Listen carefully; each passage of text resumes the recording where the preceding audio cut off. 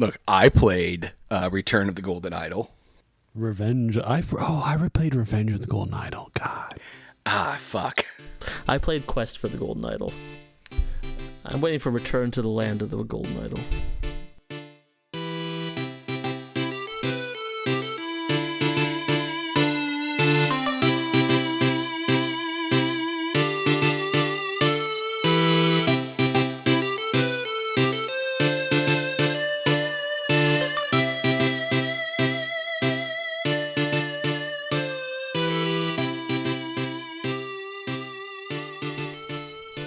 I appreciated that one, Marcus. That was You didn't like the other one? Try. I didn't even notice the first one. So. Oh, I thought you were just literally mispronouncing reduction. Nice. Well, maybe one of these transition attempts, I'll get the clue. Hi, welcome to Save State. This is a podcast where we talk about a video game. The Save State's a podcast, and we talk about video games. And today we're talking about The Case of the Golden Idol. I thought it was Not the Rise of the Golden Idol. Dang. Well, there is a curse. In my notes, I got it right. I feel like it should be The Curse of the Golden Idol, but it's not. It's called The Case of the Golden Idol, and we played it. And, yeah, we did. Yeah, What did you guys think? Good game. Oh. All right, let's get out of here. Sweet. I can just go back to playing Cyberpunk. All right. Look, I haven't gone back to our episodes and seen when we did the last point and click, but I feel like it was one of the most recent. We're not unfamiliar with point and click. What I liked about this was it's not Dark Side Detective point and click. I haven't played something like this before. Or if I did, maybe when I was a little kid, I played fill in the blank. Yeah. Mad Libs, kind of. I guess I should say what it is. It's a mystery deduction game with a pretty unique art style. Very unique. You have several cases you have to solve that are sequential. They kind of all tell a story. About the curse of the Golden Idol. Yeah, you're using objects in it. You get a screen when with a crime scene, and you use objects that you click on objects which give you words. You use those words to fill in blanks in a Mad Lib thing. Mm-hmm. I know. I'm not rusty at all. And then you use deduction to determine which words line up with what things. It's like Obra Dinn, but 2D Obra Dinn. Can we just call it that? Listen to the Obra Dinn episode, and then imagine you don't walk around. I actually believe we're using induction. Induction. Yeah, there's Induction a lot of magnets. starts with observations. Deduction starts with a theory. I thought it started when I turned the oven on. What? Baking the cake? Like an induction stove. Oh, I was making a joke. Look at that. Yeah. Hold on 1 second. I don't actually have an induction stove. Don't? My dad Why'd you does, lie to though. us? They're wonderful, and I'm Why'd never you going lie? back. I still haven't figured out how to make proper rice on one, so... What? In an oven? No, not on an in the induction oven, top. on the stove. On the stove part. Well, that's why I was confused. Yeah. I mean, there's probably a way to make rice in an oven. Give me a chicken thing like that once. It was you had the chicken of that. Sorry. No, it's my fault. I tried to make a joke. I shouldn't do that. But yeah, so I finished this. I mean, I also did all the DLC. I was pretty hooked on this basically as soon as I started playing it. Mike, you didn't? I didn't finish it, not for lack of trying, just I got a little fatigued. Didn't give myself enough time with the game so that I could stretch it out over several sessions. I tried to knock it all out in one, and that can get taxing. It doesn't. It can get taxing. The first couple cases, the very first case is a really good introduction. Yeah. Introduction on how to play the game, how the mechanics work. It actually took me a little while on it because I couldn't figure out. So it's this basic scene of one guy pushing another guy off a cliff, and you need to figure out who each person is, where they are, how the murder is taking place, and it's a fill-in-the-blank Mad Lib, like Arvid said. and I couldn't figure out where they were. That was the difference. Until I realized that they're on a cliffside and you can see the bay and there's ruins on an island, which means it's the island of Xanthumbum, like Xanthan Gum Island. And which means if they're looking at it from that direction, it has to be Horn of Thumb. Spoilers, it's the Horn of Thumb that they're on. Spoilers for the tutorial. For the tutorial mission, the very first part mission. Of the free demo. Sure, but that's when it kind of all clicked. Is like, okay, not every clue is going to be the clues that you're gathering from these objects, because you're going through each person's inventory, or you're going through like a satchel and you're rummaging through, clicking on something, and then it's highlighted words. Or when you click on like a dagger, you've got like the idea of a dagger now as like a clue. But that doesn't mean that those are the only clues that you can infer from. Yeah, and then there's a lot of like big, like later on it gets into like, instead of just one scene, it's like a whole house with multiple scenes going on, and then that's where I walked away the first time. Was when I got to the third one and I went, oh, I have it's the stables. It's the stables and with the spontaneous combustion. Yeah, that's when I walked away for like a good 20-30 minutes and was like, okay, no, it's actually bothering my brain. I need to go back and figure this out. I had that one down to like just two people I couldn't figure out for like 30 minutes. And it was just because like I was confusing the family tree. Yeah, well, and like, that's the one where I realized like, oh, you don't have to guess every person on like, because there's different tabs where you have to fill in a book, much like the Oberdin, like cause of death, the sequence of events that happened. But then there's like a person tab where you have to like fill in each person's identity. You do not need to do that to move on with the mission. You have to fill in all the blanks, but not all missions give you all the blanks. Correct. Well, that's like correct. I mean, even later on, you'll get to the point where you're like, you're not even solving murders. Sometimes you're solving like system policies and stuff like that, just by using evidence. And it's funny you should mention that one, because that was the one I was like, oh, this is actually going to be a game I'm going to like bite into. Like I was kind of like worried that it was just going to be like a lot of like the first couple of like ease you into the system, and I was like, okay, and then that was when I was hooked. I played the main game. Did you get the all DLC? In one sitting. Oh. Yeah, and then I came back for the DLC like the next day or the day after or something like that, and I did nice. That. I was pretty hooked into this game from the get-go. I thought it was a lot of fun. Let me ask you this then. Is the DLC like a direct continuation of the Golden Idols? It's a prequel. They're both It's prequels. A prequel. Okay. Yeah. So that they're events before the but game. Do they still give like context to the main game then?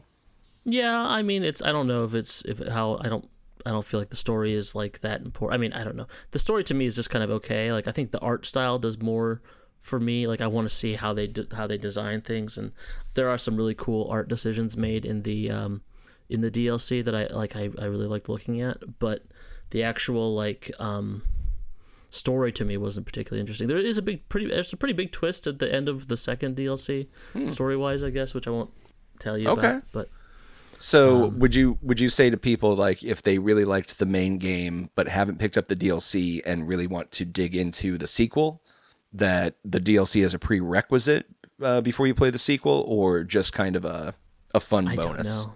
I haven't played the sequel yet, so you I don't haven't started know how playing the pertinent sequel? it is. I know we're going to do it, but I didn't really know want how to. quick you jumped into things. I am champing at the bit, so to say, to play the second one, but I haven't started yet. I'm saving it. You are excited. You used it right. Can you even do 2 episodes about a game so similar? It depends. We're gonna try. Find out. We're gonna figure it out. We did Dark Side 1 and 2. We've done so many Yakuzas. I mean, I figure we can figure it out. This is a deduction game. Yeah, like I think that I should probably, I mentioned it before, but the art style in this is something I like. It drew me to it. It's like kind of this MS Paint style. I wouldn't say it's MS Paint. It's like ugly pixel art, I guess. You know, like it's a little more polished than MS Paint, because there's like shading and stuff like that. Well, that's true. Yeah. But at the same time, like it is it's cartoonish, and all the characters are kind of ugly, and they have like their mouths hanging open, and they have like these exaggerated facial expressions all the time, and that's just how people looked back then. yeah, and then like all the objects are really exaggerated and weird looking too, and it did such a good job of like drawing me into the setting. It's kind of like an alternate universe 17th century thing. Like I think Lovecraftian gets bandied around, and I think that's probably apt in this situation. Mm-hmm. There's an unknowable. Yeah, and it's just kind of like old-timey people dealing with unknowable things, which I guess is just what Lovecraft is these days. Mm-hmm. I don't know. I prefer the more like general cosmic horror kind of description. Although I guess Lovecraft isn't always a cosmic horror as much as it is just... I feel like it's like 80%. Yeah, I think it depends. I mean, if you're going into the pantheon, yeah, it's always cosmic horror. Then, yeah. Some guy that's really old. Yeah. There's some guy that's, yeah. Anyway, no, like I think this game is probably less like I think if you're going into this thinking it's either like you played you or you're gonna hate it. Yeah, like if you liked Obra Dinn, then you like this. If you liked Dark Side Detective, this might not be for you necessarily. This is a little more hardcore. I'd say a little more. Oh yeah. It's definitely much more logic focused than like point and click kind of. Like there's actual logic you're using as opposed to like Space Moon logic, like the LucasArts Sierra type thing, which I don't mind either. But this was all a lot games of fun. point and click. Interesting. Yeah, I think that's I'm trying one of to those think things, if like, there's not. Yeah, Arvid. Aren't all movies musicals because they have music in them? Well, no, because not all movies have music in them. Well, no, it would be the difference between what's that term for when the music is in the continuity? Yes, diegetic versus non-diegetic. But in a musical, are the musical scenes diegetic? Yeah, because the characters. I don't think. I think if it is a musical, then yes. I think in that world, reality works. Yes. In West Side Story, the gangs literally stop to dance with each other and do ballet and swing around. So what you need to understand about musicals is they exist within a cosmic horror where there is a like music and dance elder god that is controlling the minds of all humans. They're going temporarily mad from the power of an elder god, which is how they all know the choreography and the words. Because there are musicals where the music is all diegetic, like in Cabaret, Singing in the Rain, or Singing in the Rain too. Yeah, good point. Yeah, great movie. Yeah, one of my favorites. So like those ones are definitely, but I don't know if all musicals have all the music be diegetic. I've never seen a High School Musical, but well, I mean, in West Side Story, it's like they're having a fight. All the people are singing, and talking. So what's actually going on? They're just like what you're saying is actually. Yeah, one guy's getting beaten by a chain, two guys are getting shanked in the corner, and they're just putting like a veneer of happiness over it with a musical number instead of seeing it's about the bloodbath of what's actually happening. It's like if the fight in Anchorman was like really brutal, that's what's happening in West Side Story. Not necessarily, but my point is that the songs are meant to like evoke the emotions of the characters as opposed to show literally what is going on in the film. No, I think it's what's literally happening. I think it's a hive mind thing. Yeah, fair. Okay. I think musicals stand within their own universe. All of them? All of them in one. I said it's an elder god of dance and song. Mm-hmm. Is opera We'll get to it one day. We'll get to it. Musicals opera. Opera's not a musical. Opera's not a musical? Well, logic? Some operas... Hold on. Some operas are, but some aren't. Like some things we call operas are, because like a lot of them are like I don't know. I guess some of them are. Like to me, like Gilbert and Sullivan, like those are operettas and they're also musicals. Like I'm not gonna say that Pirates of Penzance isn't a musical, but like I don't know that Tosca or La Traviata are musicals. Like they're operas. So yeah, I don't know. I know all those words. Question. They're singing.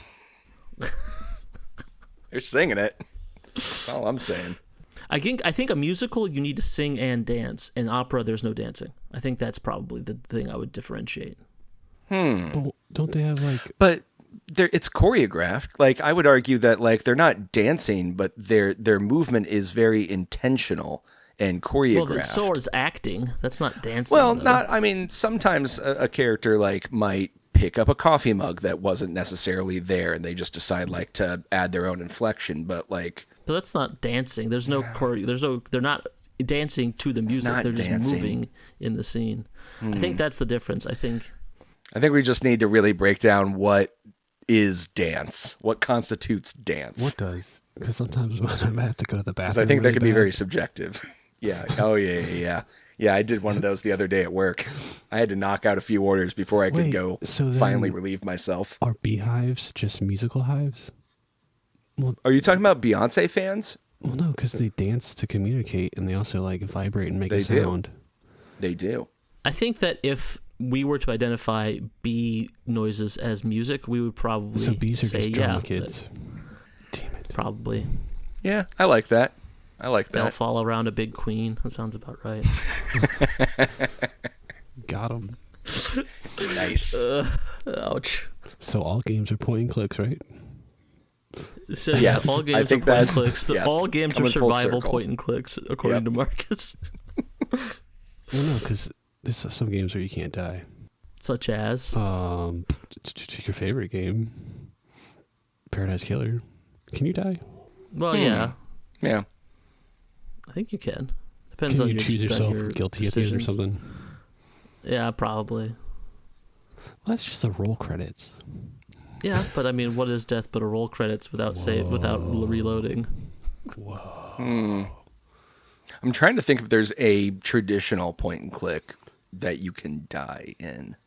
There's plenty. Oh, a lot of them. All the Sierra ones. Yeah, like probably. Probably like Peasant's the old or King's Quest. Yeah. Yeah. You die on those all the time.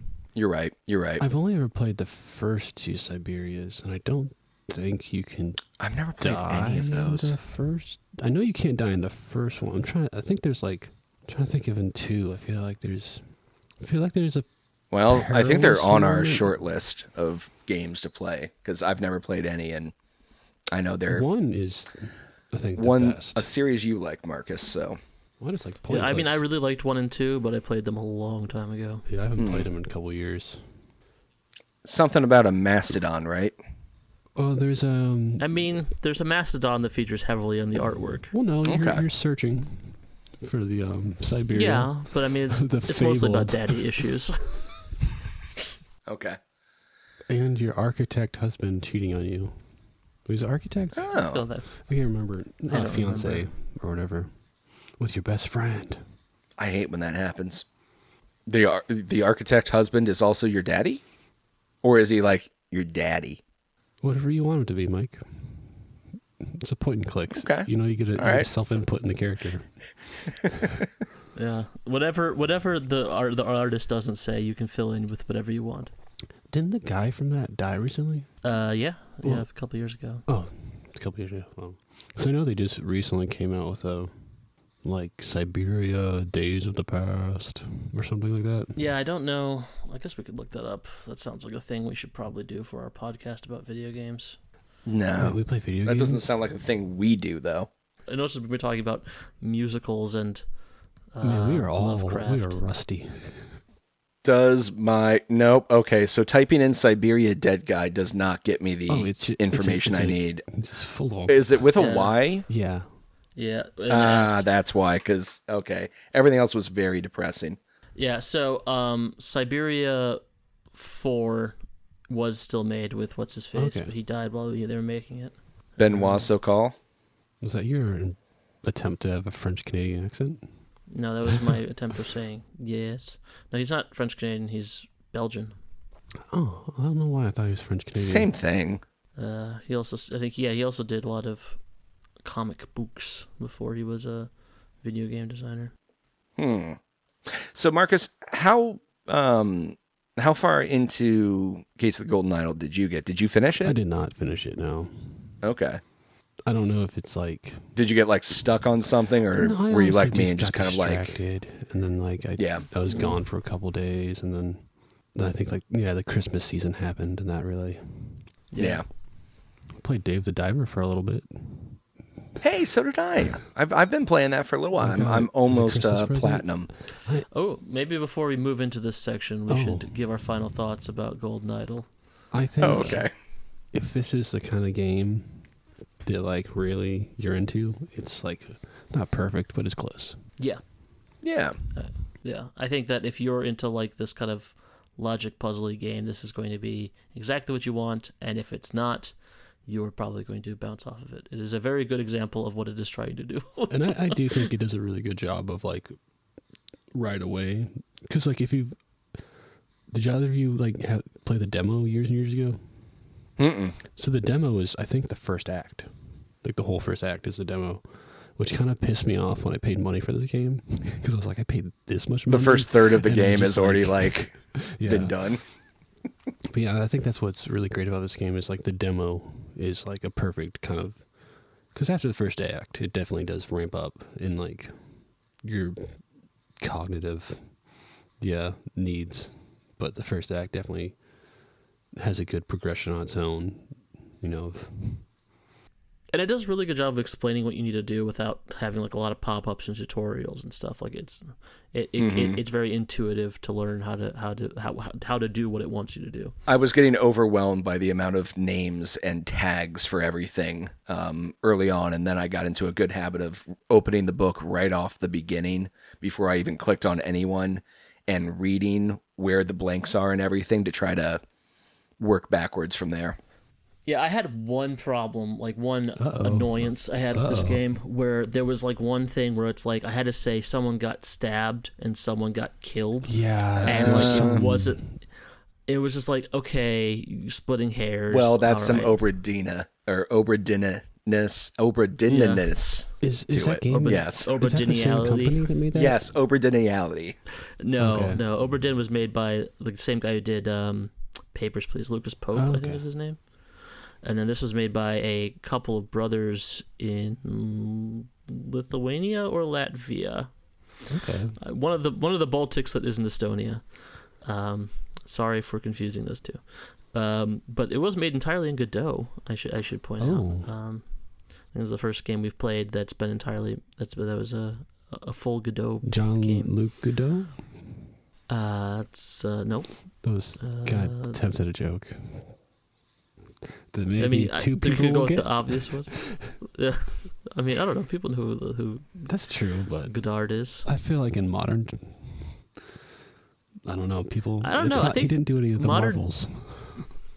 No, but no one no one actually like people talk about movies. Don't talk about that shit. They always talk about like, old timey fancy people like. Movie discussion is about the extremes. It's like how it's about complaining about Marvel movies and talking about how great a movie from 40 years ago that was made in the Czech Republic that no one sees. Oh yeah, if you're the only person that's ever seen that movie, you're the coolest dude in the world. Yeah, no one wants to talk about like the middle. No one has time for those Hallmark movies. 3 Men and a Baby. I feel like that movie made a lot of money though.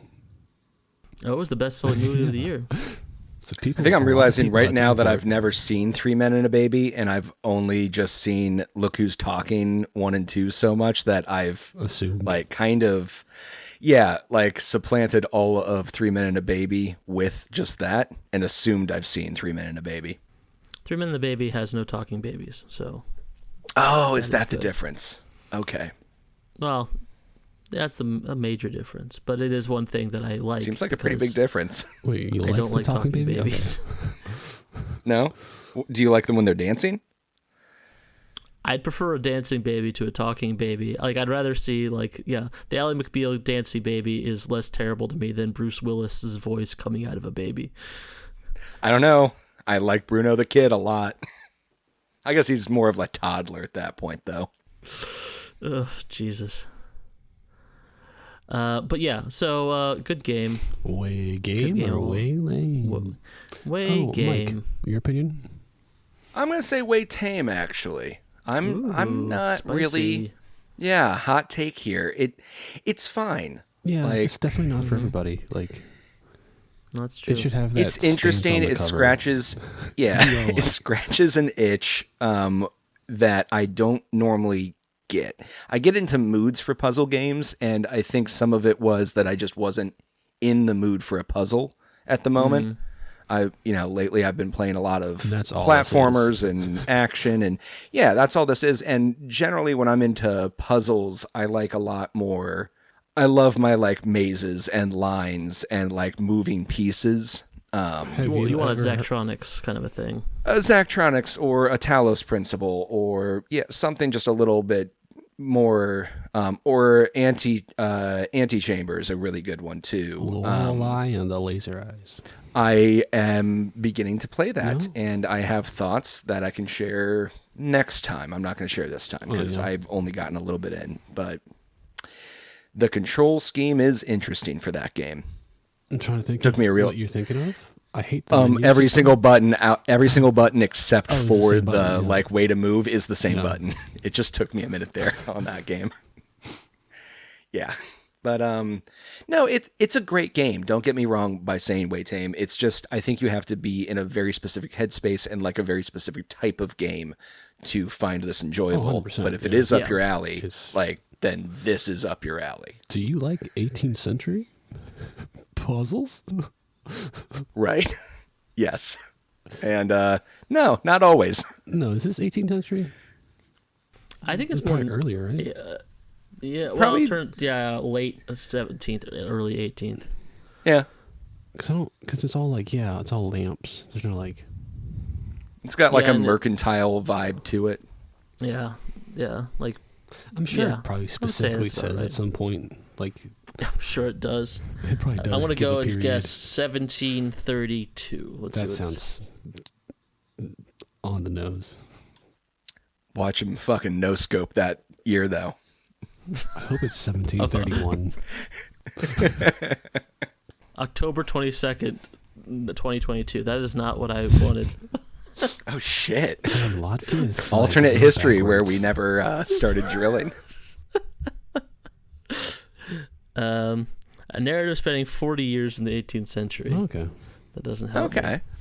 No. Well, that's like almost one of those 40 years could be 1732. Yeah. You know what? We'll give it to you. Google sucks, man. Why the fuck? It's gotten. I mean, I know everyone knows that now, but it's gotten really bad over the last few years. I haven't really used Google in a while. 1741 is the start. Is the start date? Like honestly, every time I Google nowadays, like I already know what I'm looking for. I'm just like, you do the dirty work of like. I mean, that's the issue with it that I've been finding, and not to get too far off of everything, but like, I know when they first rolled out that Gemini AI for Google searches, like even they realized very quickly that, if you like search for something now, the top result is their own AI telling you the answer, like to your search. And they used to use the AI like to try to like give you an answer from the AI. And now what they've done is had the AI do what Google used to do and scrub the top search results pages and then compile that into an answer for you because their AI was just making shit up. So it's gotten even worse because now they're just stealing revenue from like the top results because you're not clicking on their articles. Yeah. But also fuck all those sites because it's just like New York Times and seeing people who already paid money to be up there. Anyways. Sure. Yeah, no, that's a good point.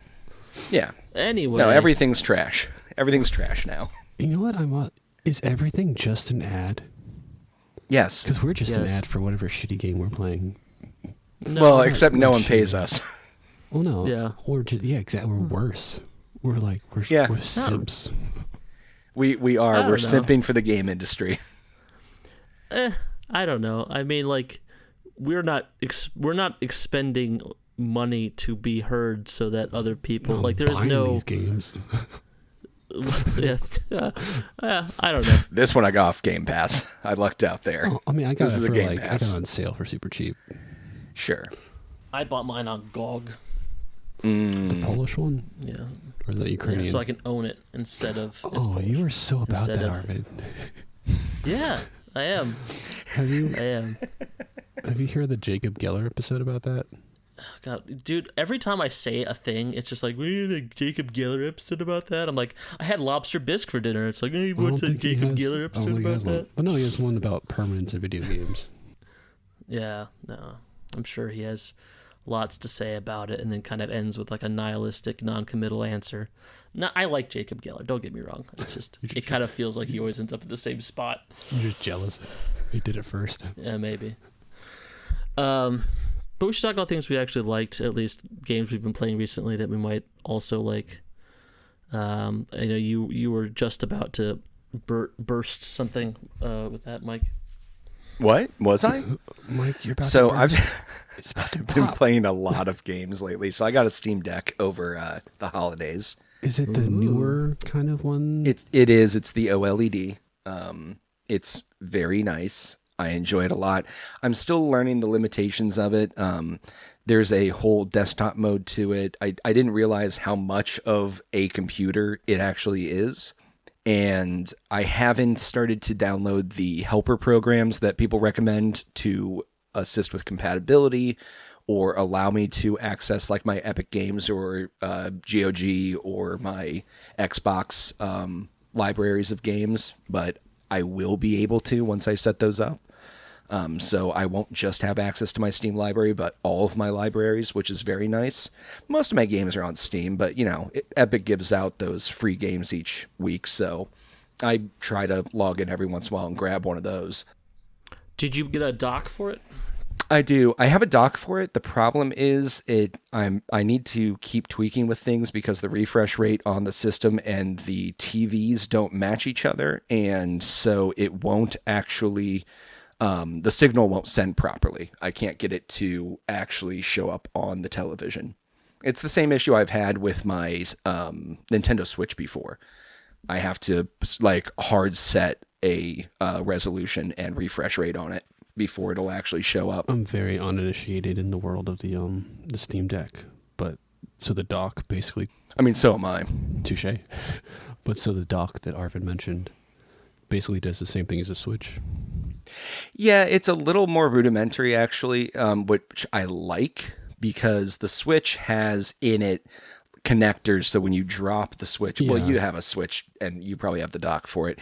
Unlike that, the dock is actually just a glorified stand that has a power cable and a USB-C to HDMI cord. So it's not. And so perfect, you're just setting it in the stand and then taking a wire and plugging in a USB-C into the top of the Steam Deck, which then powers it and sends the signal to the TV. But I like that more because I'm noticing some wiggle with my Switch dock. And my Switch dock's been wiggling like since day one. it's not setting right sometimes, and I'll have to fiddle with it. This I'll never have to do that as long as I'm very careful with like plugging in and out. I always try to give my cord for my charger enough slack so that I'm not pulling on it and moving around that housing. I think it's actually going to get more use out of it.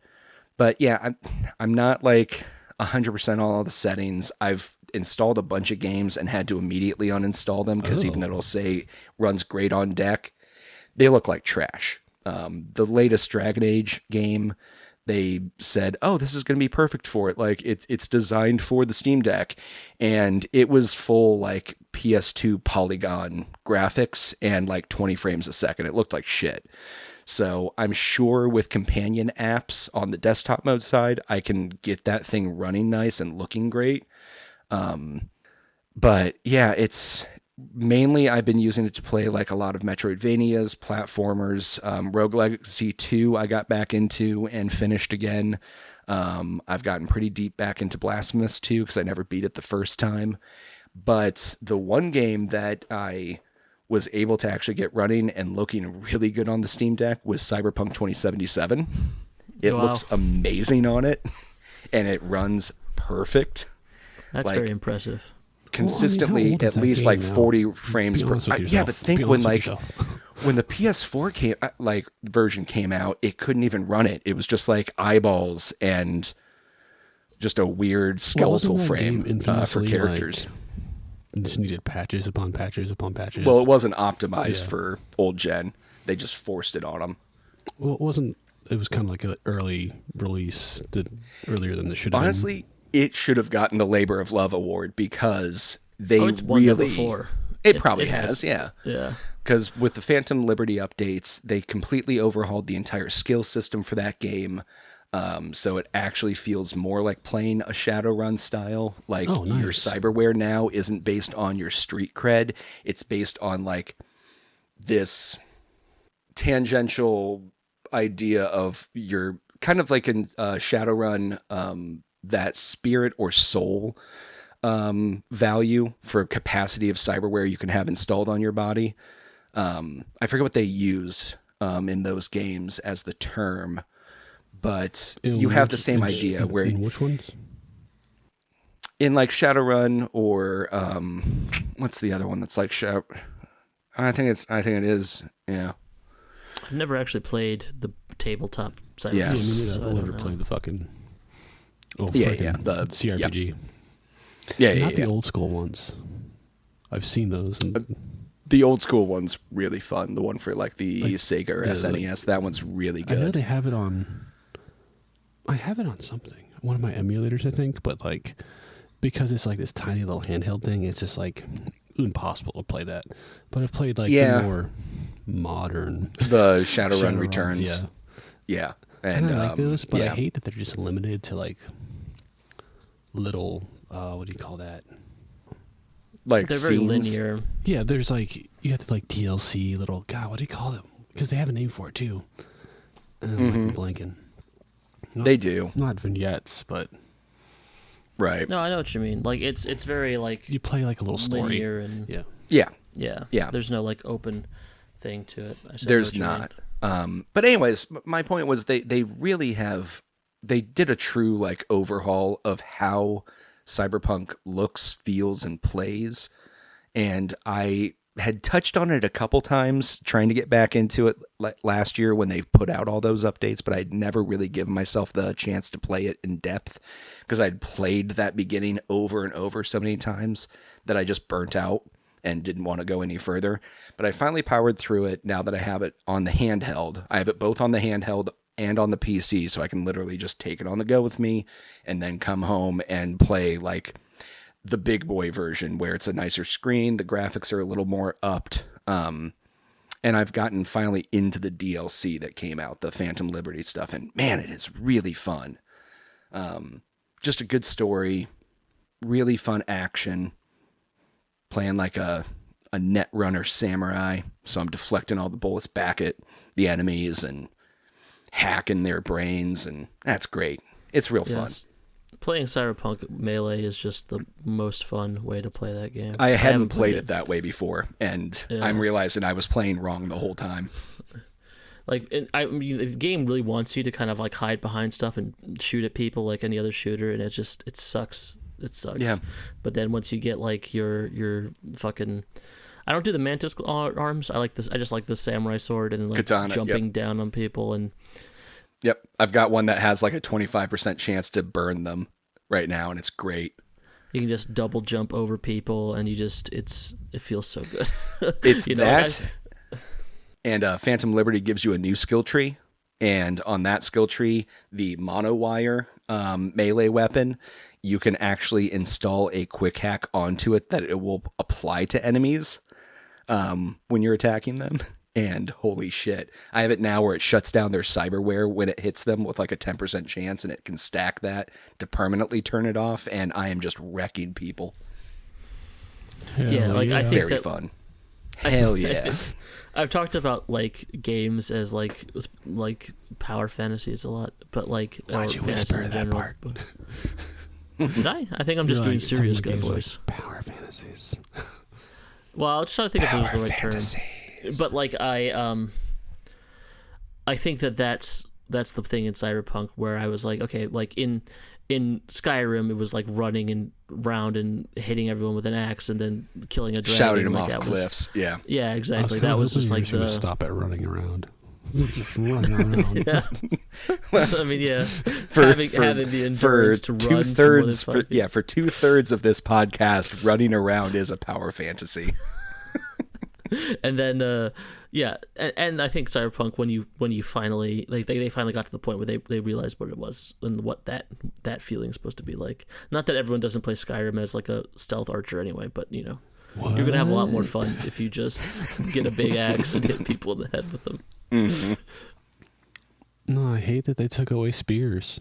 That was the worst move ever. You hate that they took away spears 20 years ago? Yeah. Because you can. I thought they brought them back. Didn't they bring spears back? I don't know. I think spears came back with like the vampire There are one. innumerable mods to play with spears. I can't do that kind of stuff, man. It's too hardcore for me. I'm the DLC. I'm no net runner. No, the DLC doesn't. The DLC has crossbows. I don't think it's crossbow. That's what they the added. DLC is vampire one, and then Dawn Guard, which is just like that. Ooh, let's kill the Dragonborn. Mm-hmm. Honestly, I just gave up. What? Because it's kind of like you lose purpose real fast in that game. Yeah, I guess. Yeah. If what's getting you through Skyrim is the quests, then Skyrim's not for you. Well, no, You have to because I like you have to want to go and and find random holes in the ground and go down them.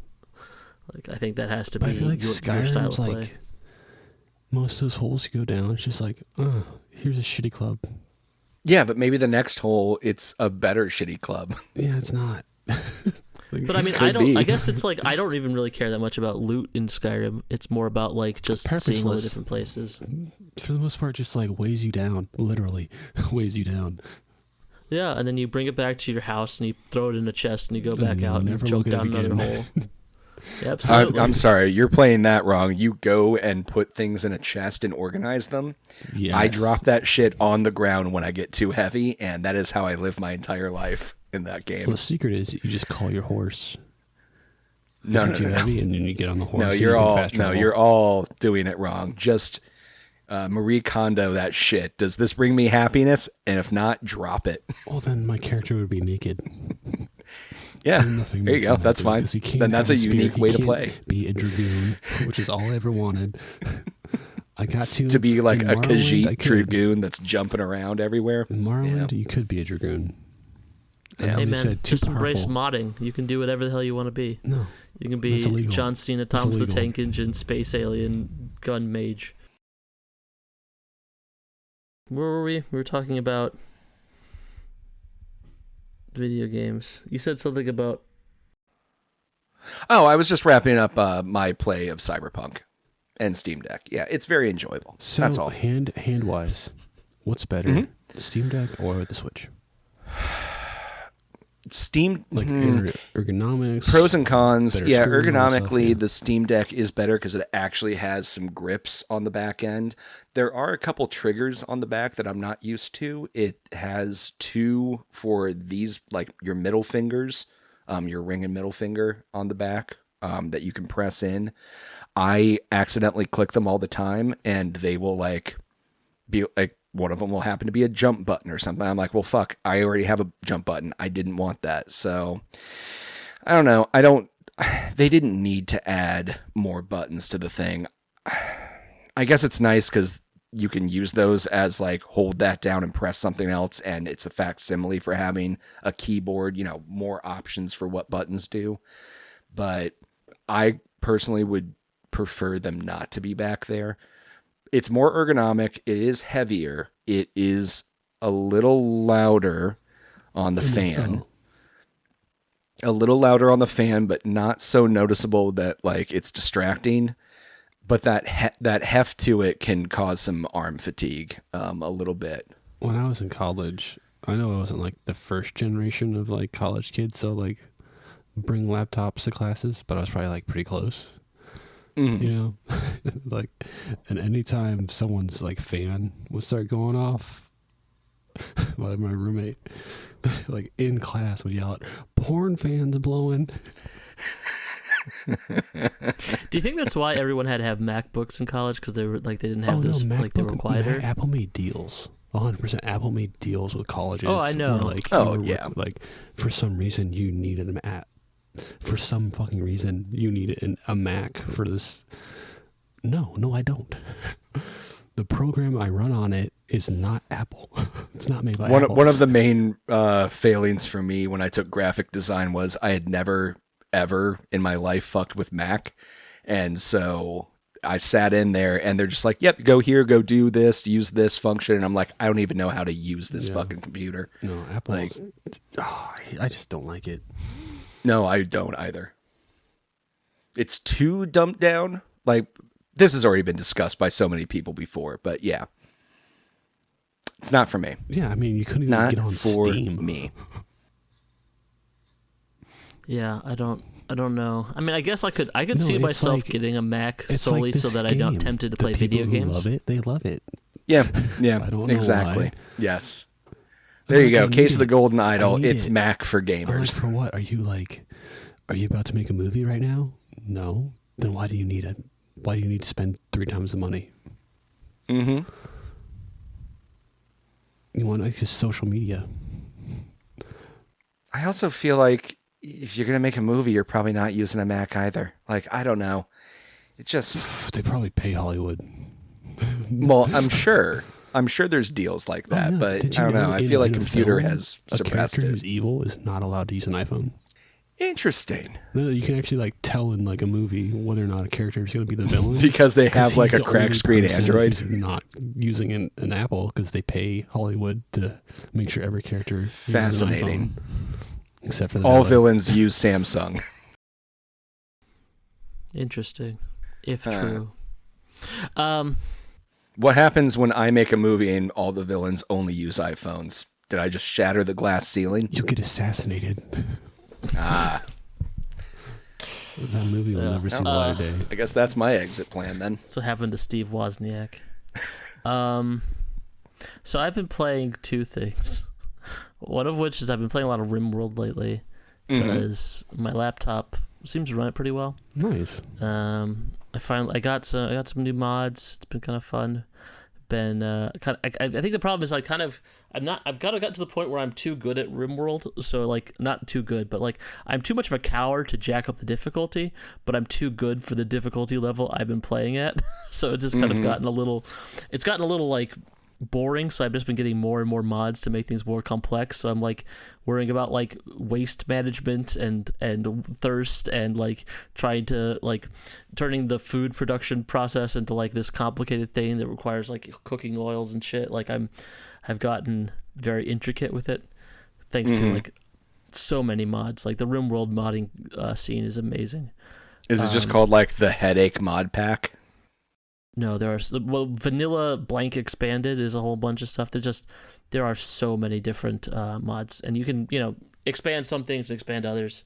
Like I said, I really like the one that lets me like build toilets and then turn the poop into sewage and then use that to make fertilizer. That adds a lot to me for me, and it gives you like a lot more cooling options. Like for whatever reason, RimWorld is like this setting where everyone boils in the summer, but like just sitting in the shade is impossible. So yeah, that's been a lot of fun. The other thing I've been playing is my sister got into like hidden object games a few months back, and she kind of recommended, she was like saying, it's kind of relaxing just to kind of play these things where you just click on hidden objects. Like the like the Nancy Drews. It's I was thinking more like Hidden People, or it's one more of like I those. Spy if Okay. I Spy had a timer. Oh, that's stressful. Oh, That's nice. So stressful. Yeah, good. Yeah. Great. That's a great way to Be all relax. Sweaty, looking for a Well, hairbrush. so I don't know, so I got like a pack of like 40 of them for like I'm sure for like 5 cents. Christmas sale. Yeah, exactly. These are the things you saw in like these are older ones too. So like the stuff I remember seeing in like Target and like the little jewel cases in the discount bin, and at least the first one I've been playing is quite old, and it does have a timer. I'm wondering if some of the later ones don't do the timer thing, or you can adjust the settings, because I know like some of those Nancy Drew ones you can do that. And it's a game that I'm playing. Yeah, I mean I don't know what I was expecting. It's just you click on things that ask you to click on, and Do you feel And then what happens? Do you feel like you've accomplished your task? Like, I feel like I've spent more time on this earth than I did before I started playing the thing. I don't know. Like it's I think if I have any insight into it, it's like I think this is why AI sludge is so sludgy, is because there's like 10,000 hidden object game screens that has been uploaded into all these generative AI video or picture image databases, and they're just like constantly trying to spawn in like little toothbrushes and stuff hidden in nooks and crannies, and then not quite getting it right. So that's why everything looks so weird and blurry sometimes. There's just a bunch of hidden object games poisoning the learning whatever. But I don't know. Like I said, I'm there's like a ton of them, and I decided to start with the oldest one, and I think that might not have been smart. I think I should probably play with some of the newer ones and see. I mean, I'm sure there's got to be like a licensed Where's Waldo, right? I don't I actually know. looked into some Where's Waldo recently because I really enjoyed it as a kid. And by recently, I mean like in the last 6 months or so. And I couldn't find anything that was recent that was Where's Waldo content. I just got into instead... I did it on mobile, but I think it's on Steam and stuff too. It's called like Hidden People, and Hidden like is the brand of I Spy game stuff, and it's really fun actually. I like them a lot. They're very Waldo-esque, but it's not the brand Where's Waldo. It's not Waldo. Yeah. It's just a lot of like scenes with a lot of things packed into it, and it's lightly interactive. Like you might click on a tree and a parrot shakes out of it, and you're trying to find like a specific parrot or like a specific event that's happening within the scene. They are fun. They're relaxing. They don't have a timer, so you don't feel stressed. Although I think it is timed, so you can get a better score each time around. They tend to be also monochromatic as well, right? Yes. Yeah. Monochromatic, or like some, I think I could be misremembering, but I feel like when you find certain events, those gain color. But what we should talk about is what we missed in our winter holiday we just had. Oh, should we? Oh, we missed? We missed the Game Awards and also the Golden Joystick. Yeah, and the new Myst game came out. Well, actually, they did release a remaster of Riven, but that was a few months ago. But the Game Awards are supposed to be games of the year that were good. Also, the Golden Joystick is a much older. So, what game won the award? So that's what we're going to talk about, Marcus. So the Golden Joystick is a game, as an industry. Curse of the Golden Idol.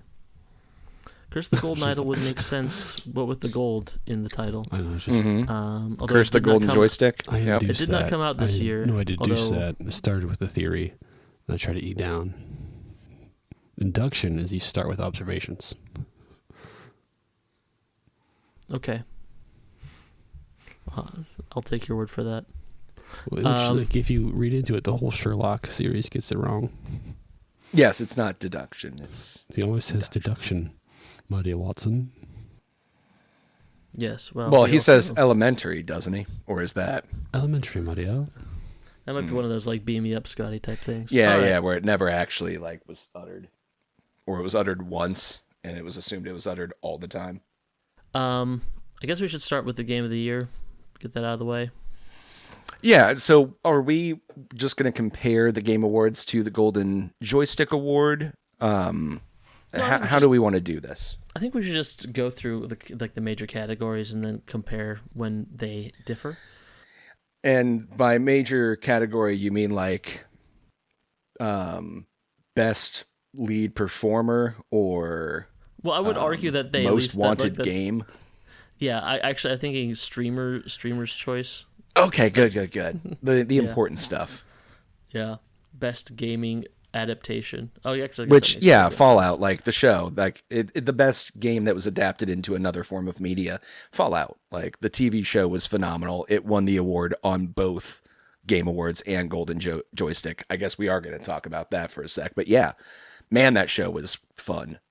It was fun. I liked it. Yeah. They got the visuals right. They got the music, like the setting, the feel of it right. Sure. It didn't feel too cheesy. I know I had an argument with one of our friends for a bit where they felt like the power armor didn't look heavy enough, which fair, but I think Wasn't there like a scene where like a guy in power armor tries to use stairs and just falls through them? yeah, it was more like there's an early fight when it's first getting used where like the shoulder plating like pads like moved and you can tell they're like lightweight foam. Oh my god! I know. Look, it's 0 minor out of 10. shit. 0 out of 10. That's right.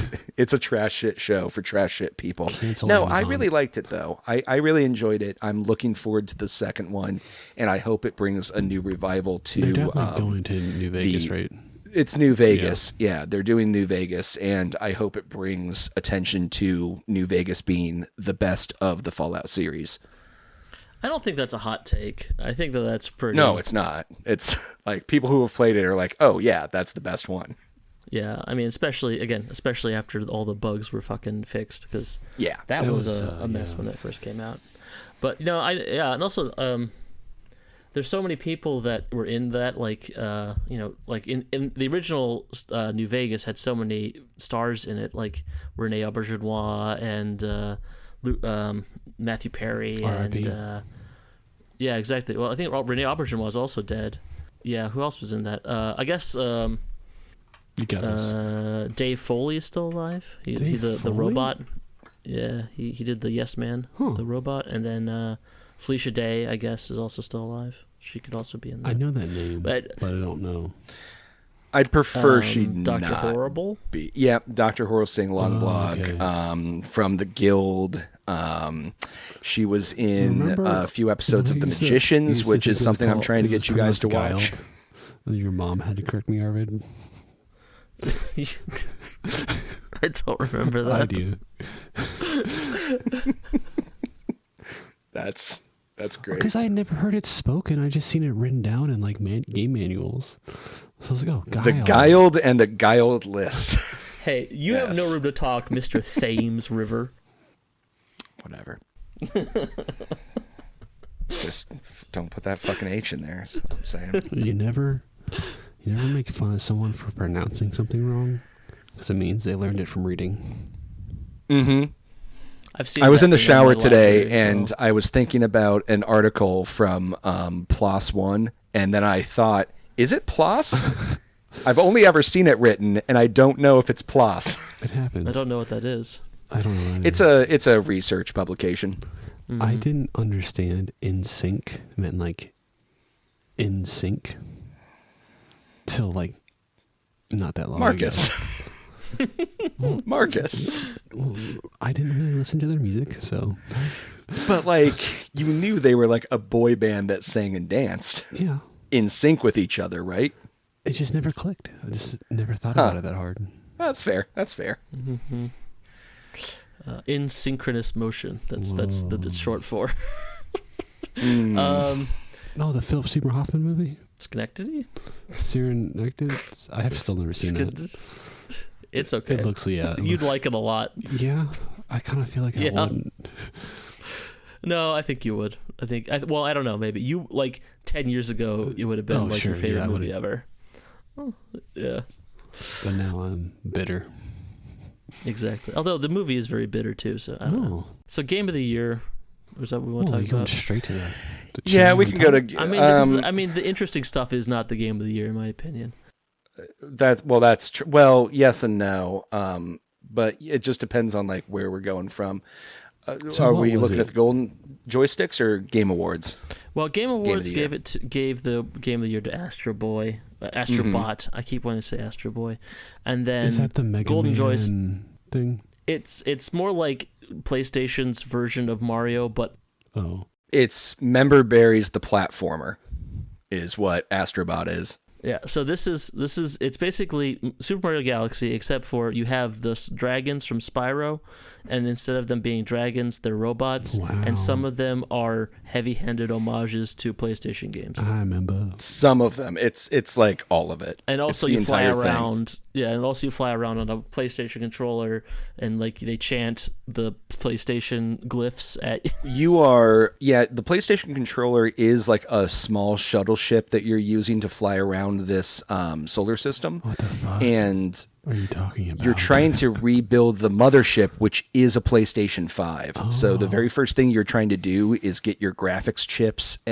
put back into the console and rebuild the console. So the pieces you're collecting, instead of them being stars or puzzle pieces or what have you, whatever the MacGuffin is, it's the pieces of the PlayStation but getting you need rebuilt. The robots like too. Pikmin style? Yes.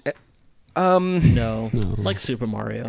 There is some Pikmin element, actually. As you get more of these bots, they return to the hub world, and they are all bots dressed as characters from PlayStation history. Not all of them. Most of them are iconic versions of your PlayStation characters.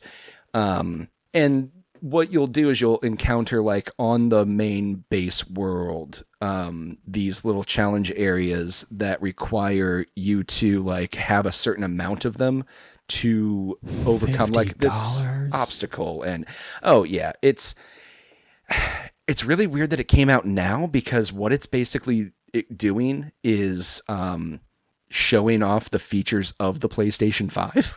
It feels like a launch title. It shows you how to, like, use the controller, and because Astro's Playroom was the free launch title for the PlayStation 5. That's where this all comes from, and it was considered one of the best games to play when you first get your PlayStation, and it was a demo for all the features, and so they made this one as like a fully formed game.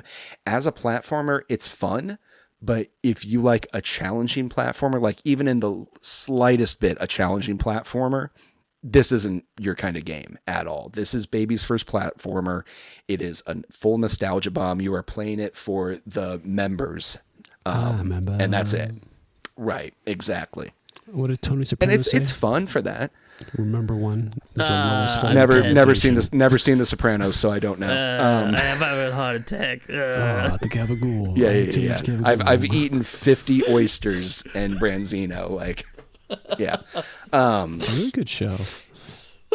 I know. I've seen like the first like 2 or 3 episodes. I keep meaning to get back into it. I had to deal with my folks where like if I watched all The Sopranos, they'd watch The Wired. I don't know why 3 people who hate talking about video games have a podcast about talking about video games. Because we're rusty. I feel like every opportunity we have to talk about something else. But no, it's just like it's like a little. Well, it's because we all have ADHD, right? Yeah, it's a quick. Is little, that just like, me? Non sequitur. In the show Sopranos, there's this comedian that shows up pretty regularly. And it's like, it's the weirdest. Kind of like how Seinfeld is against a brick wall every once in a while. Is it just like completely... Well, no, it'll be him at like, they'll go to the old folks home, he's performing Is there. it just Lou Diamond But Phillips? he's like, I mean, I wish I knew. Andrew Dice Clay. No, but he's telling like the most like, God, because I've like, for years I've Googled Sopranos comedian, like supercut. And you can never find it. It's like, no, I think I'm the only person in history that's ever appreciated this guy. I think you need to make it. Well, like, he's just like, he's like, if that's one reason for you to get you to start watching the show is to look out for the comedian. I'll find a clip of it and see what I feel. So I guess the question is this comedian diegetic or non-diegetic to The Sopranos? You know, because that's a big. So I can't even. Would have to do a whole episode about Sopranos. Okay. All right. Well, we can do that right now. All right, real quick. The show starts with Tony going to therapy. And I think the entire show does not actually I think the happen. show starts with a guy driving through the Lincoln Tunnel no, that's the while intro to the Blues show. song plays. That's All what right, I'm that saying. is a good intro. That is a good intro. Diegetic or not diegetic? I think they're diegetic once, but not every time, because that'd be pretty ridiculous. If you just, although I guess it's pretty accurate to living in North. Anyway, we have to talk about video games for the love of Christ. Real quick, no, my theory on the Sopranos is not real. It's all Tony telling his therapist. Do you know? You haven't seen this fan theory that Sopranos and Gilmore Girls exist in the same universe? I mean, yeah, New Jersey. Gilmore Girls is set in Connecticut, but is it? I didn't know that, Arvid. yeah. I've never seen it. Wait, Arvid, have you seen The Good Witch? No, I haven't. Oh, you'd like it. You would. I promise you would.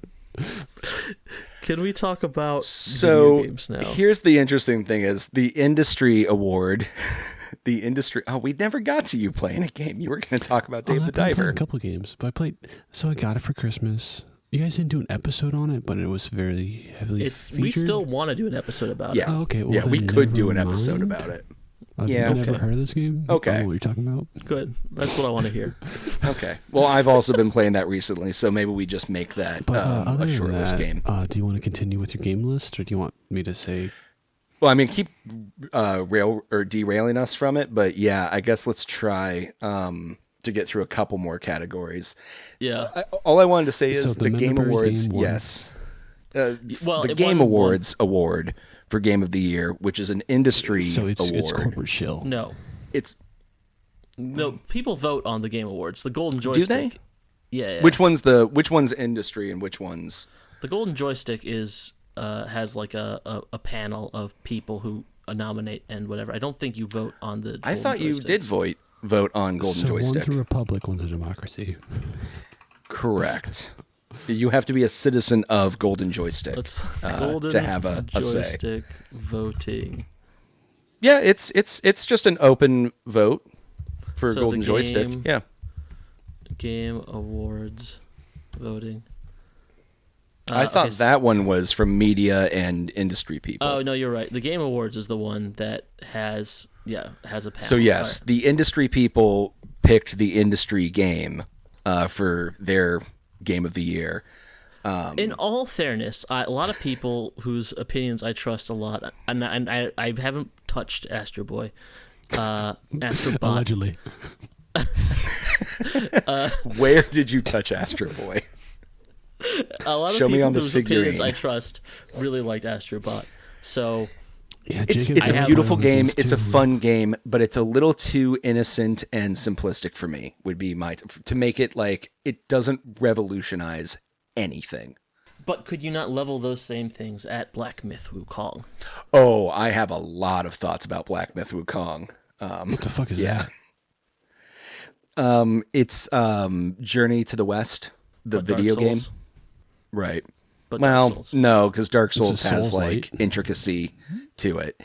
They No, no, I'm it's just using words I hear. I don't know. yeah, what they it's mean. just like difficult action game in quotes, but with lots of really dark colors and dreariness and Yeah. stupid talking.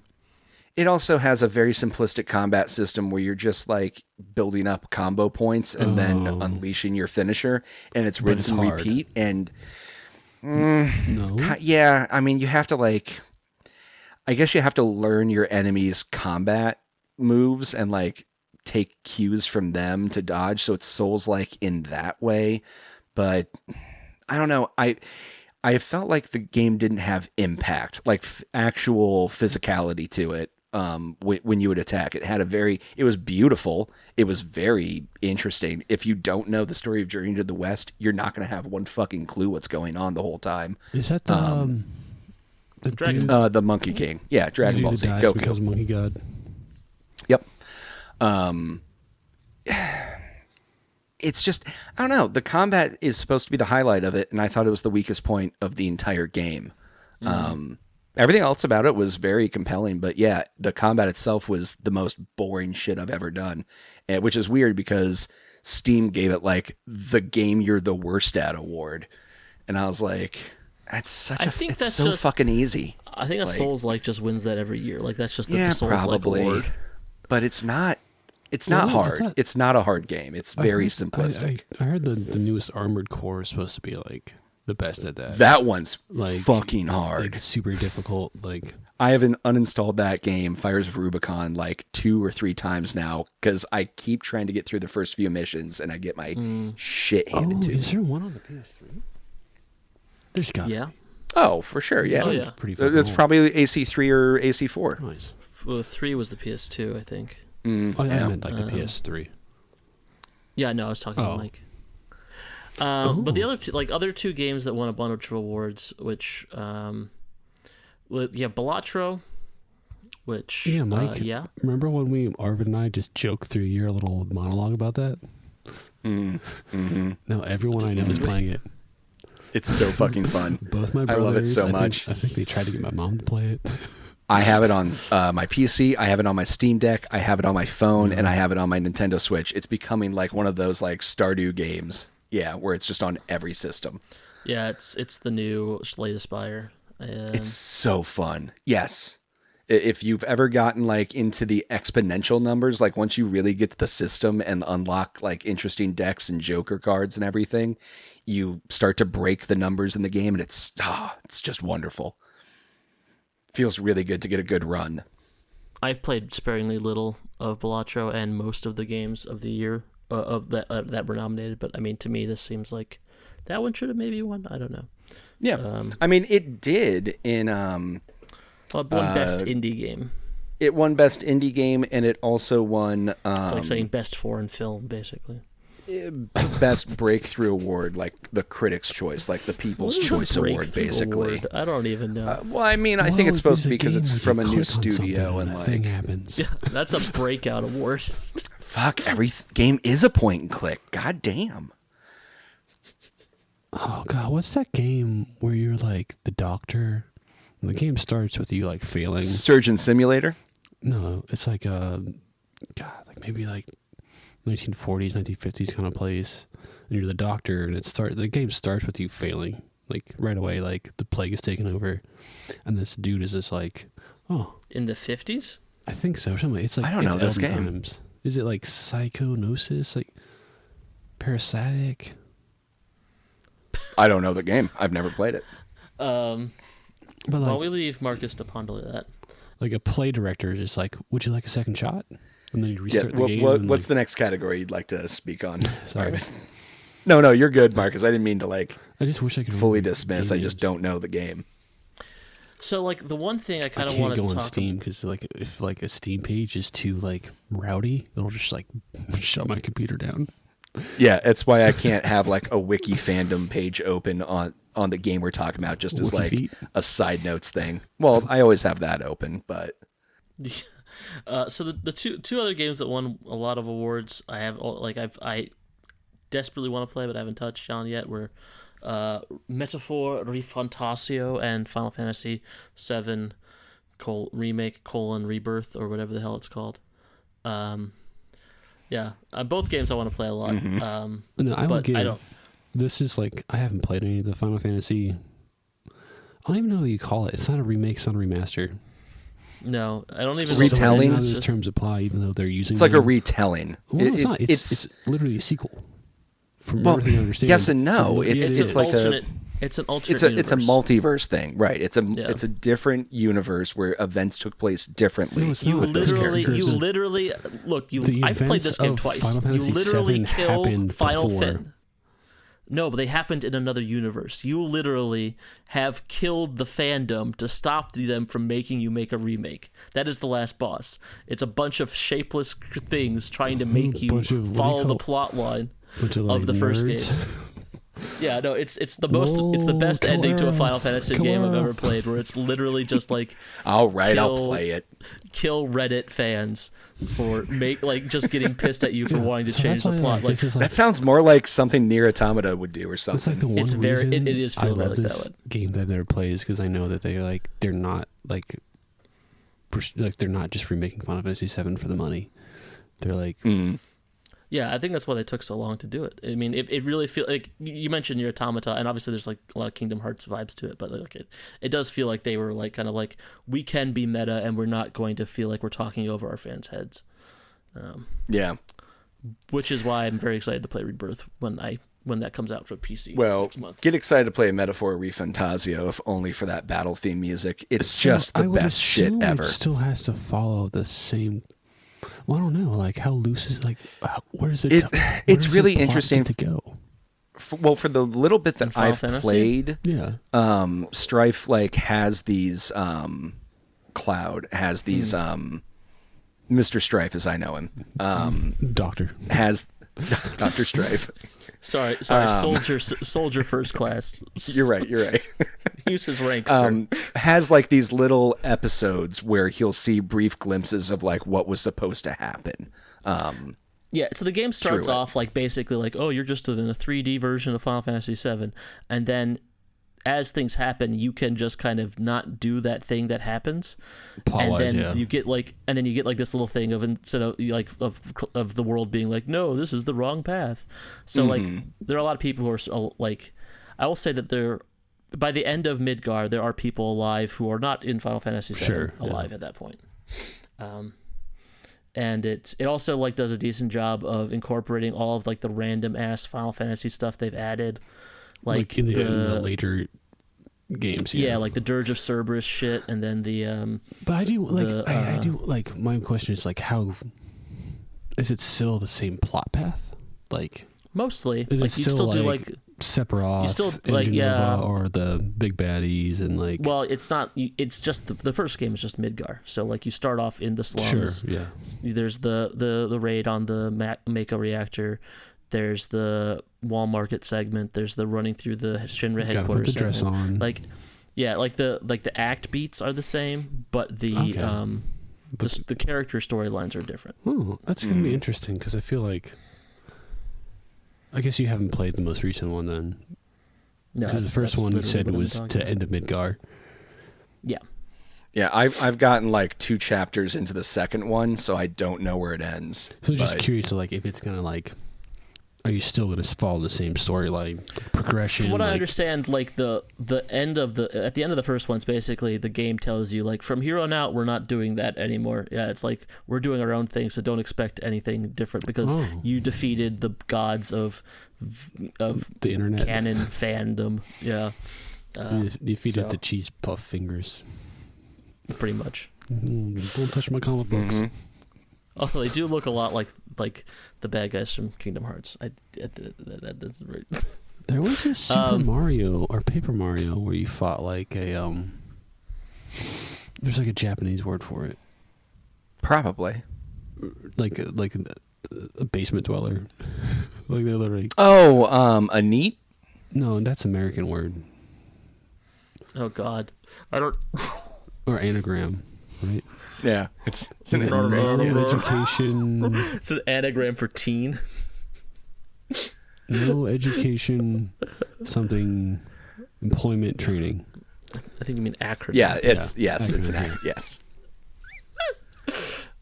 Anyway, what's next? Yeah, sorry, you were going to talk about metaphor.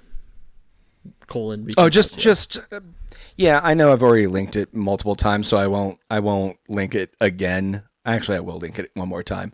But just that battle music, it's so fucking solid. A good battle music is everything. Like, honestly, for me, like it makes or breaks a Final Fantasy game. But honestly, most of them is just like their battle music is an homage to the prior game's battle music. Yeah, after like 9, it's just like, yeah, remember that other battle song? Oh well, 9 was. Even 7 game. Did it too. Yeah, 7 was like an early homage game, and then 9 was just like a full admittance of we're making an homage. What is this metaphor? Metaphor. Is this a persona? Yes, it is. Okay. The picture instantly gave it away. Oh, yeah, no, very much is. When the king dies, he becomes the moon and, like, puts a bunch of faces around the moon over the castle and decrees, like, there will be a tournament to decide the next ruler. So there's this Studio Ghibli video game where it starts off, you're the president, but then you get sent into this alternate world. That's Ni no Kuni 2. It's very fun. Ni no Kuni 2. Yes. Yeah. We talked about this. Like you start off. No, we want to play that. Like it's on the list. Okay, so let me tell you something. I've been playing Ni no Kuni, Wrath of the White Witch. Yep, not technically the first one. One is I can't remember the title of it, but it's like the Dark Gray. Well, I guess or something that's like the one. that, but it's like a DS game. But Wrath of the White Witch is basically the same game with some added-ons. And that is a motherfucking Pokemon game. Oh, yes, it is. Like 100%. That's what it is. Yeah, I didn't realize it was like a monster battler when I picked it up, but it is. But it's also very a monster fun. battler where you can be like, yo, monsters, take a step back. about I to got beat this. these creatures' ass myself. Well, I mean, I don't know. I was expecting the same thing with the sequel to it, and then he's just like, "Oh, thanks for this sword. I have a gun." Yeah. Yeah, exactly. Because I hear like, when I get into a game, I tend to like Google it too much, and then see what people say. And like a lot of people who are really like the first one kind of hate the second one, just because they weren't, It's not the same. not the same by any means. Like instead of collecting creatures, now you're like building armies and building a city. Mm-hmm. But like if it looks good, definitely It looks great. Yeah. I'm so happy that like there are people out there that are developing games with all this new technology we have to make them look more like 10 years old, bro. cartoons. Chill out. No, I know. Well, I'm just saying in general, Dude, like, right now I'm playing Stick of Truth. I didn't realize how old I was. oh, it's very. Oh my God, that is so old. It's 10 years. It's It's like one of the- 11 years old. Like, That was one of the first just games I had on don't Steam, play I think. Fractured Butthole because it's not. Okay, so good. no. Here's the thing: is I think I actually want to play Fractured Butthole. It's not nearly as good. Well, no, It's not. So from what I got, I never played the game before, but I always heard everyone rave about Stick of Truth. So in my mind, I was like, oh, they made a really, really good RPG with kind of like a South Park flavor to it. It's a South Park episode. It's very It is. long with an RPG Yes. touch. Mm-hmm. But then everyone I hear online says that, like, you play Stick of Truth for the South Park. Fractured Butthole is just like a complex game. So that's like They expand the battle let me put it this way. mechanics. Stick of Truth cost me $1.50. $1.50. Fractured Butthole is $29. So Yeah. Oh, speaking as your friend, and I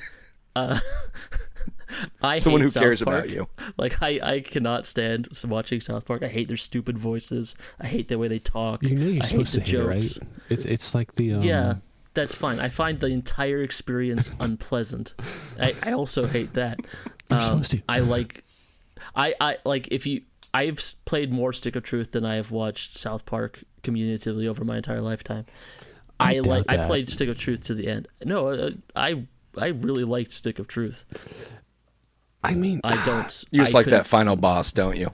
No, Fractured Butthole. I just could not. I couldn't do it. From what I heard, is people say that Fractured Butthole is a more complex combat system.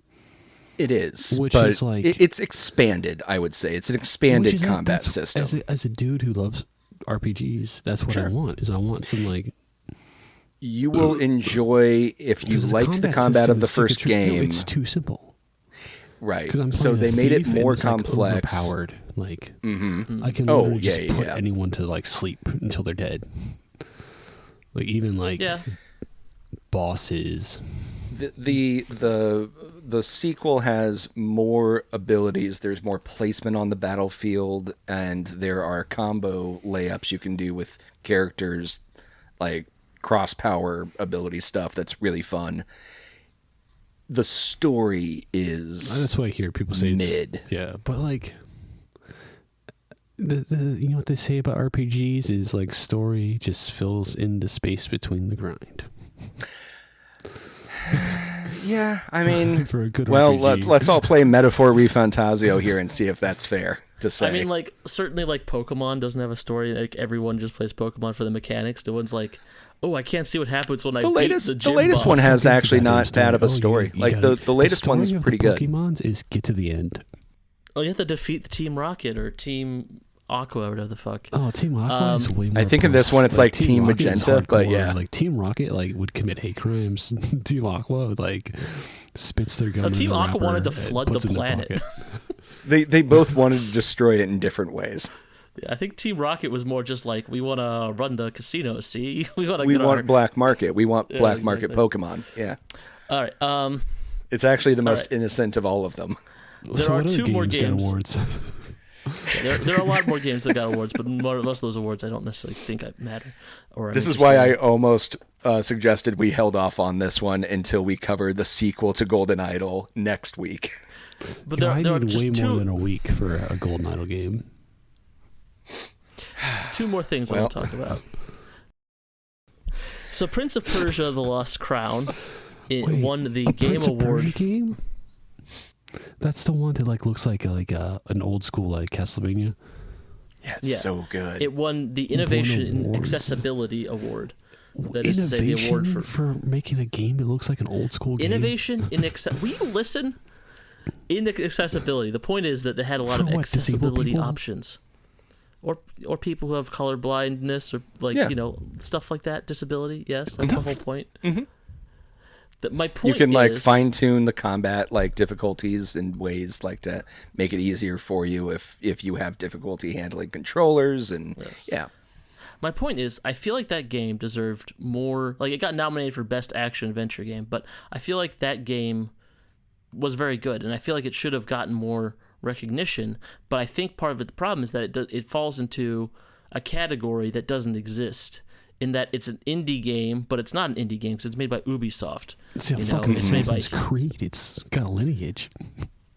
Well, no, I mean Prince of Persia is or whatever. Prince of Persia, same fucking thing to me. But my point is, it's it's unfortunate because I think it perpetuates this idea that big studios can't make smaller games. They can only make AAA stuff. There is no room for. This Ubisoft is a great AA game. Yeah, exactly. There's Made there's no room AAA, for that. Yeah. Yeah, Mm-hmm. exactly. But there's no recognition. You're not going to get an indie. You want to know? Someone put this on their list. His name was Jacob Geller. I read. I mean, it's on my list, and so you know what? That actually, than any of these awards is Jacob Geller.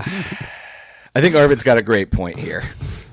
No, it looks like a fun game. I've seen it. I love the old school Castlevanias, and I feel like it heavily, not heavily, but at least is inspired by those way more than it's not. Yeah, we've talked about a lot of that on the episode we did covering it. It's probably one of my favorite Castlevania stuff, action platformers, however you want to define them. That I've played. It's got its pacing issues that we have discussed before. It's a real bummer that it's the only thing that it really went up for. And it makes me kind of want us to, not that we need filler for the next episode or two, but it almost makes me want to make our own categories, make our own runners for those categories, and maybe over the next couple episodes we pick our own awards. Oh. I think that's a good idea. Oh no, that just stole what I was going to ask you guys at the end of this. Oh, okay. I was just going to ask you. Well, maybe. Yeah. So I'll just hold that off until what our game of the year was. Yeah, I think we can actually stretch that into more content. Yeah, I'll hold that off then. All right. And then the one last thing, talking point I have, for the Golden Joystick PC Game of the Year went to Satisfactory, which is a game I love and I played it for years. But Golden Joystick is the corporate one, right? No, that's the voted on. Okay. But my point is, it only came out of early access this year. It's actually been out for 10 plus years. Well, maybe not 10, but close. many, many years.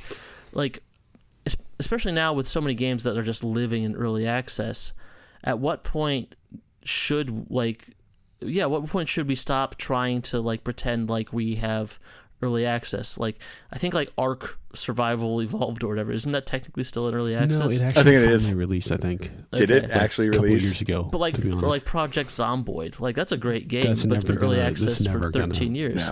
Yeah, so they don't need to keep making more version to it because the modder community has taken the reins from there. Well, and I don't I think at what point do we just start giving awards to games when they come out instead of waiting for them to say, actually, this is when it's out. You can't just put a movie in a movie theater and be like, it's not actually out yet. You can just watch it and then keep it running in movie theaters for 3 years. And then if they were the whole time tweaking the scenes and the dialogue and swapping but out they put characters. it in every movie theater across the country for 3 years, and then they just changed it every once in a while, and now it's finally done. Fucking America is the goddamn what do you call that little room where they ask you questions about things. Mm-hmm. Yeah, you could do that with Christopher Nolan's newest movie. He just tweaks it every few weeks. I just really like to think about Joseph Gordon-Levitt just sitting in his house for a year waiting for the Robin movie call. I mean, that is great. Everything down. He's like, nope. No, this is a great. This is not a great idea. This is a horrible idea, but it's a great point you're making. That it's the equivalent of you go to a theater, you pay the full price for the movie, and you sit there for 20 minutes, and then a screen pops up and says, "We hope you enjoyed this first part of the movie." Like not even part one, just like what we've made so far. Is always a little cheaper. It is not always a little cheaper. Is it not. Is yeah, I was gonna say. Project Zomboid ever comes out, it'll be $60. No. It won't be 60. It's probably going to sit solidly at that $29.99 price point. Say $60 for a full release if they've been charging people $30 for like 18 years now. There's no point in speculating about it because like that's not really the point because like most of the games that have done this, they haven't done that. Like some of them do, some of them don't. Like they're not beholden to anyone to keep those early access prices cheaper. And Satisfactory didn't. Hades is not cheaper now than it will be when it's released. Or Hades Baldur's 2, Gate I should say. 3 was not cheaper. Right. Nope, no, it's basically done. What? But I just finally like 2 weeks ago beat. You can get it on everything right now, but it is not finished. I just beat the final quote unquote boss, and it just put a screen up saying like, "We're working on it." It's got to be some kind of fucking tax loop. Where they probably can say, like when a game's still in production versus finished, like is not considered profit. It's considered like production money. So like we're not. Well, also you don't have to pay for quality assurance if everyone is your quality assurance. But I think Marcus is right to that degree. I mean, it's the same thing we saw with the Batgirl movie and everything. Is while something's still in production, there's a different taxing on things for your studio than when. Profit. And I'm not an expert on any of this, but it seems to be the case that there's a speculation of cost versus like a hard fixed product that is would be launched. Then why isn't Activision doing this with Call of Duty every year? You know, because they're too big. They're too big. They're too big to get caught. I think it's too. I mean, I feel like if that was that incentivized, they would do that. I don't think it's no. I think you're then pointing out a defect in their systems where they're just putting out shit schlock. Like they probably have games that are in like development hell for forever as little bits of tax write-off that we're just not hearing about. They just don't want to hurt their brand by putting out early access for some of those studios. I think it's just a preference thing. Whether definitely those you might need an early income stream if you're a smaller studio. Anything like that's what they are. It's that, and I think if you're a smaller studio, you have more incentive to get your game out into early access while you're still working on it, so you can pay your employees, get some the game. Yeah, and I think I mean that's what it's for. Get feedback from the community, and that's what it's for. Like, I don't think that's necessary. I don't have anything against early access as a concept. I think it's a good thing. But my point is, we should not just let I think the point is that we need to like look at the like when these games come out and hold them accountable as like for the year-day release of. Yeah, exactly. Like we shouldn't sit there and pretend like next year Ark can't win the Game of the Year award because Ark did not come out in 2025. It came out in like 2015. Yeah, that's totally fair. I agree with your point. Satisfactory should not be able to get Game of the Year on PC just because it came out of early access. Yes, I agree. All right, so we should probably sign off. No, on this very messy. What else did you have to warm say? Up? Oh God. Okay. So yeah, thanks for listening. This has been fun. Thank you. Thank you for joining me, Mike and Marcus. Fun. We will be back in this year, 2025, on a more regular schedule. Yes. Yes, indeed. Things have finally calmed down at work, so I can be back on a normal rotation. I am happy that we can do this. My life is marginally less crazy. So. Good. Good to hear. All right. Thanks for listening, guys. Talk to you later. Bye-bye.